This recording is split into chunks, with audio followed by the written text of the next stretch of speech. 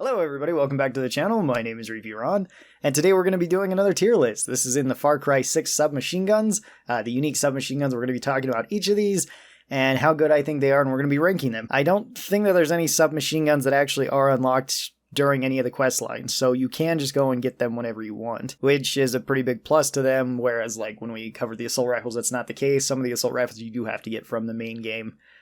Same with some of the other weapons that are found throughout, like the P226. You do have to get that just by playing the main quest. So we're going to be going down them in order. Our first one is called the Iron Curtain. This is the unique Groza submachine gun. This one has soft target rounds in it, which soft target rounds are okay. They do bonus damage towards enemies that are not armored, but they do less damage to armored enemies, which does become a problem later on into the game where enemies are very frequently armored. So soft target rounds does fall off a bit as the game goes on.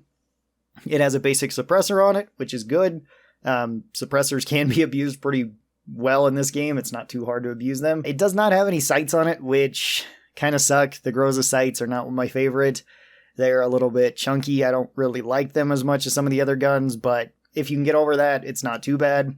For extra mods, this one has Keep It Cool, which makes it so your suppressor cools faster. That's good. And Gunslinger, which makes it so you can holster and draw this faster. This is probably like the most average submachine gun when it comes to it, so I'm going to put this one up into B tier. It's okay. You can use it early on. When I went through the game myself, I found it pretty early on, and it worked out well early on. Our next submachine gun is the unique Bison. This is the Turn of the Century, which has a really cool skin and an interesting sounding name. Now, this submachine gun has also a pretty high rate of fire and a large magazine, like the Bison should. This one's equipped with poison rounds, which is really bad. Poison rounds are the worst bullets in the game.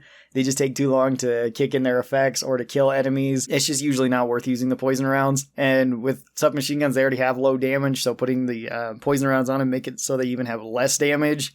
So you're really not killing anything quick.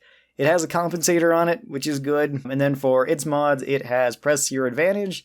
This makes it so you deal more damage to enemies when they're at low HP, which could be good, but with how long it takes for enemies to get to low HP, this doesn't help out that much, really.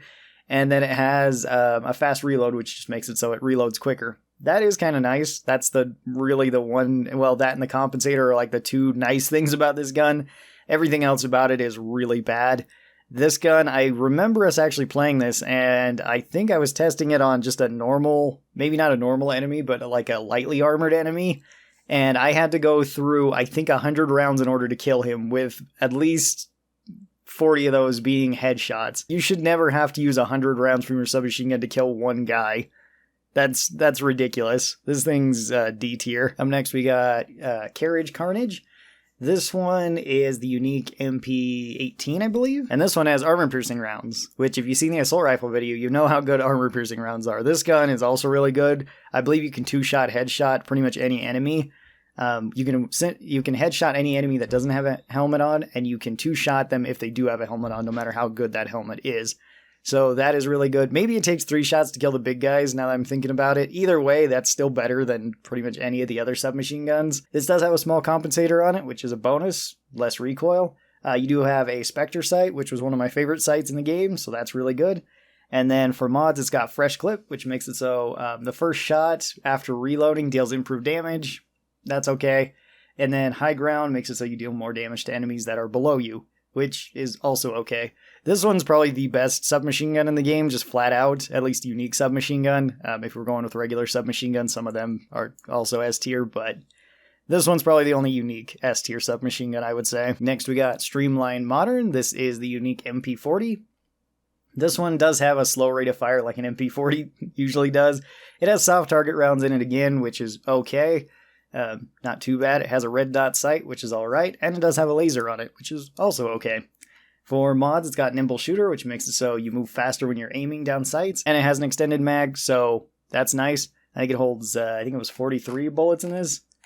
Yeah, 43 bullets, which is good. I would say this is better than the Groza here. All around better. I would much rather use this. The MP40 actually has okay sights, and well, with the laser sight, it actually even has better sights. So yeah, like B tier above this one, but still B tier. The soft target rounds kind of fall off later on in the game. Our next gun is DIY Death. This is the unique MP5K. This one has poison rounds in it. already not a good start. This does have a basic suppressor, which is kind of useful. And this one has 2 mods on it. Preloader, which makes it so improving the reload speed of a partially used up magazine, so that's kind of nice. And fresh clip, so you get more damage, at least on the first shot. That doesn't matter. This does such low damage that bonus is not going to affect it at all.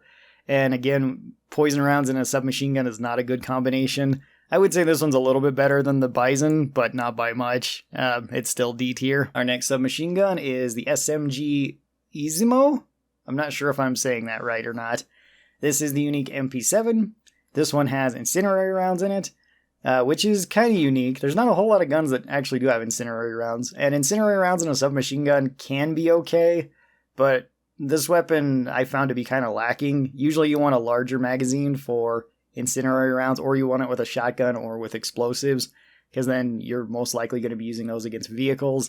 Incendiary rounds work okay against regular enemies, but they're not great. They work best against like vehicles and stuff, and submachine guns just usually don't work all that great against vehicles overall. It only has 1 mod on it, which is reload all, which makes it so once you reload this weapon, it reloads all of your weapons. Now that does give it some utility. That's actually kind of nice, but the rest of it it's pretty underwhelming. So this is going to be C tier, just there for its utility. I don't think it's as good as the soft target submachine guns, and even them aren't way great. I'd probably put them lower than like the soft target assault rifles, but that's just me. And then our last unique submachine gun is the Heroic End. This is the unique PPSH-41. This one was one of the first submachine guns that we actually found. It might have been the first unique submachine gun that we did find. This one has explosive rounds in it, which are really good at killing vehicles and really good at blowing up like signs and stuff. Breaking armor is okay. It's okay against most enemies, but not way great. The big thing that helps out this weapon, though, since it does have explosive rounds, is that it has a huge magazine capacity, as well as it has a really fast rate of fire. So you can actually use this against trucks and stuff pretty well, I would say. For mods, it has 2. It has Headshot Supremo, so if you kill an enemy with a headshot, then you get Supremo refund, which is nice. And it has Gut Wrencher, which makes it so that it does more damage if you're hitting people in the body, which can be good, since I believe that this also counts towards the explosion damage of your bullets. So even if you're hitting the head, the explosion should hit the body, I think. I could be wrong about that. It might not count that way. But the PPSH is pretty decent. It's probably the second best submachine gun, and I'd put it up into A tier. It was good for knocking out vehicles, blowing up signs. It was okay at killing enemies just because it has a large capacity and you can shoot it pretty quick. As well as it has the Gut Wrencher, which does help because you don't have to be super accurate with it then. It's a pretty good submachine gun, I would say. I think this is where I'd put all the unique submachine guns in Far Cry 6. Some of them, there's really only the 2 exceptional ones that stand out. The rest are pretty mediocre to bad. Next time we're going to be looking at the shotguns, I believe, which should be interesting because there's some unique shotguns out there. Hopefully you guys enjoyed this video. If you did and you'd like to see more of this stuff, be sure to get subscribed. That way you get notifications whenever I post these. Special thanks to all the supporters of the channel. These are my members over here on YouTube and my patrons over on Patreon. If you would like to be a part of that, then you can by joining down below. And there is a link in the description to both of those. Thanks, and I will talk to you guys next time. Bye-bye.